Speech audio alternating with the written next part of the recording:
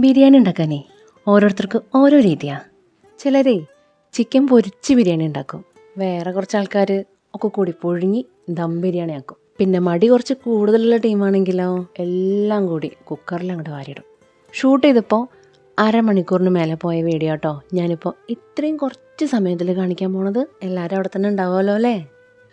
അരിയുടെ അളവിൻ്റെ നേരെ ഇരട്ടി വെള്ളം വെച്ചിട്ടല്ലേ നമ്മൾ സാധാരണ ബിരിയാണി ഉണ്ടാക്കുന്നത്. പക്ഷെ ഞാനുണ്ടല്ലോ അരിയുടെ 3 ഇരട്ടി വെള്ളം വെച്ച് തിളപ്പിച്ച് അരിയിട്ട് ഊറ്റി ഇങ്ങോട്ട് ഇട്ടു.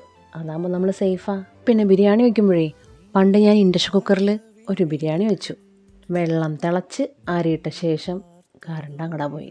ഇതിലേ അതിശയം തോന്നുന്നൊരു കാര്യം എന്താണെന്ന് വെച്ചാൽ കറണ്ട് പോയത് ഞാൻ അറിഞ്ഞില്ല. ബാക്കി നീ പറയണോ? ചോറ് അങ്ങോട്ട് വെന്തോല്ല, ബിരിയാണി കഴിക്കേണ്ട പൂതിയേ മാറി. അന്നത്തോടെ എനിക്ക് മതിയായി. ഇനി മേലാക്കും ഞാൻ ബിരിയാണി വയ്ക്കില്ല. അതായിരുന്നു എൻ്റെ ഉറച്ച തീരുമാനം. ആ സംഭവത്തിന് ശേഷം വീട്ടിൽ ബിരിയാണി വയ്ക്കേണ്ട ഏതൊരവസ്ഥ വന്നാലും കുടുംബത്തിൽ ആരെങ്കിലും സോപ്പിട്ട് പിടിച്ച് അവരുടെ തലയ്ക്ക് ഇട്ട് കൊടുക്കും. അതാകുമ്പോൾ കുറച്ച് സവോള അരിഞ്ഞു കൊടുക്കേണ്ട കാര്യമുള്ളൂ. മിണ്ടാണ്ടിരുന്ന് കഴിക്കുക, കുറ്റവും പറയാം.